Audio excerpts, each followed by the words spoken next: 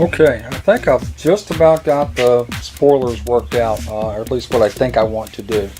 It's pretty obvious. Obviously, I'm trying to keep this open. The covering that's going to be on this wing is going to be see-through, and I think the idea of being able to see through each one, more light coming through, would be a kind of neat thing. So.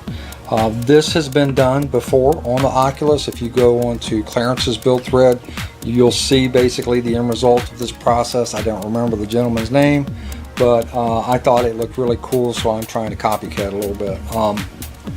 Let me show you basically what I did. It's hinged. Obviously, you can see the difference in length versus this, and I think that's huge. I think it's going to give me everything I'm looking for. It's very light. If you'll notice, it's also pretty well supported to keep it from racking or coming out of square. These little gussets on the sides are very important to keep it from racking back and forth. Once you get it all together, you get it all trued up, you get it squared, glue it in, it's amazing how suddenly sturdy this thing becomes. When you're building it, you feel like this is just never going to work. But like I said, I think it's going to be fine. This portion here, you can see, this portion is for your servo to ride on. So when that servo comes up to push it up, it's got this section to ride on, so don't forget that. Obviously, this is the bay where the servo is going to sit. So pretty happy with that. We'll see how it turns out once I cover it, how well it holds up, but I think it's going to be pretty good. Real quick, let me show you how I built this thing. It really wasn't that difficult.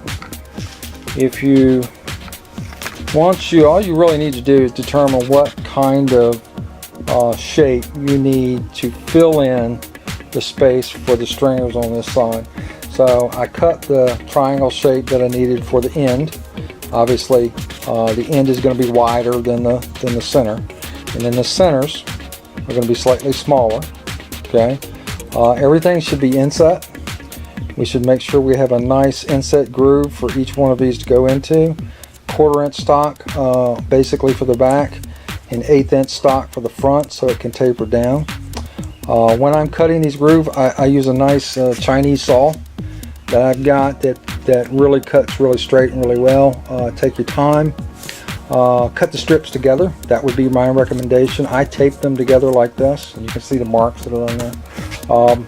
That way, when I cut each individual cut, I know that they're going to match from top to bottom. It's going to help me keep everything square. If you don't get that process right, that's when you're going to get frustrated. That's when you're going to ball it up in a pile of sticks and throw it away and put the solid piece back on. So you've got to make sure that these things are in line. Otherwise, you'll just never get it square. So I hope that helps. We'll see what happens. If it doesn't work, I'll go back to the solid piece. All right, guys, onward and upward.